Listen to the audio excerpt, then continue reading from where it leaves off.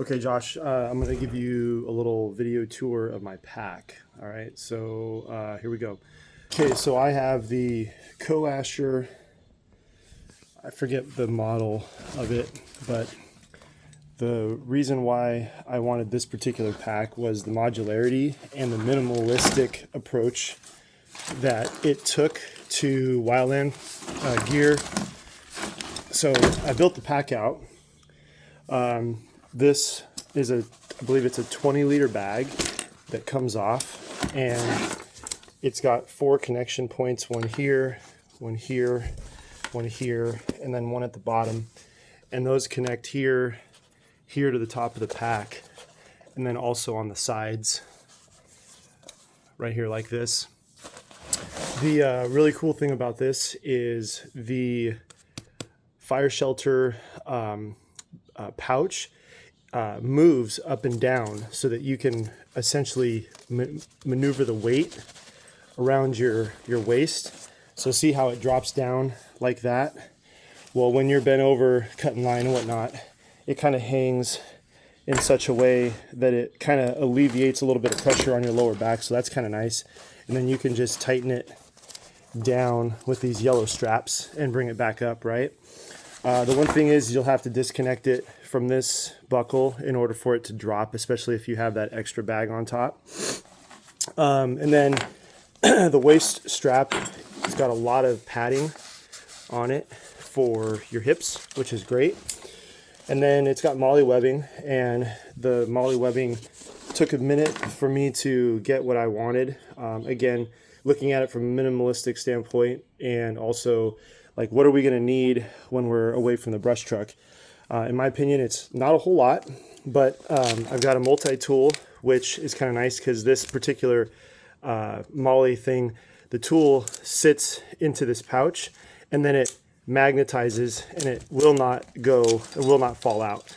I absolutely love that, and I've used that tons of times on the line. In here is my med kit, standard stuff, bandaging. I think I have 1 tourniquet in there, and then a couple of glow sticks for nighttime in case I get lost, and then fusies, extra set of gloves in this pouch. I've got an extra set of gloves, which is kind of nice.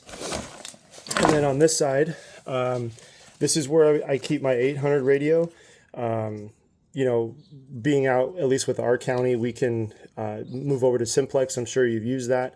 And so this is just a coaxial radio holder, and you can, it's expandable, so it'll fit our Motorola 800s, which is nice. Snaps in, and then I run the cord up and over through here, and then on my left shoulder, I just connect it to one of these and just wear the shoulder mic on there.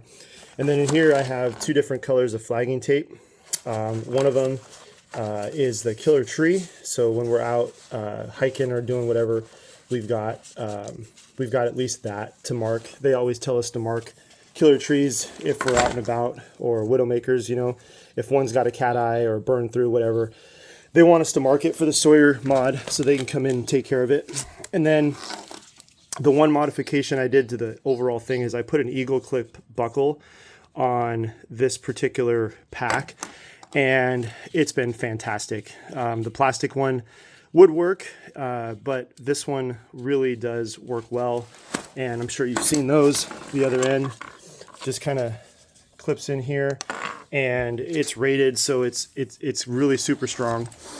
And then the other thing, the big thing, is I have a 2.5 liter bladder, camel pack bladder in here, and the straw is covered. It doesn't insulate super well, but it does do its job.